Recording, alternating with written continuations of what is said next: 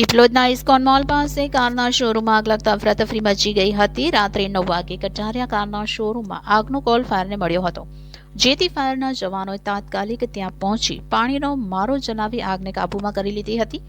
શોરૂમના ground ફ્લોરમાં આવેલ electric ડક્ટમાં short circuit થયું હોવાનું જાણવા મળી રહ્યું છે, જેના કારણે વાયર સળગતા પહેલા માળ સુધી આગ પહોંચી ગઈ હતી।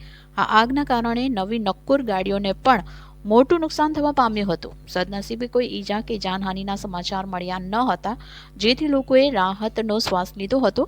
તો બીજી તરફ આ ઘટનાને પગલે ફાયરની 20 પાલ મજૂરાની 9 ગાડીઓ ઘટનાસ્થળ પર પહોંચી ગઈ હતી। લગભગ 2 કલાકમાં આગ પર કાબુ મેળવી લેવાયો હતો। જોકે ધુમાડો અને અંધારું હોવાથી ફાયરને પાણીનો મારો ચલાવવામાં પણ મુશ્કેલી પડી હતી। આગ કાબૂમાં આવી ગઈ છે, જોકે મોડી રાત્રે કુલિંગની પ્રક્રિયા પણ ચાલુ હતી।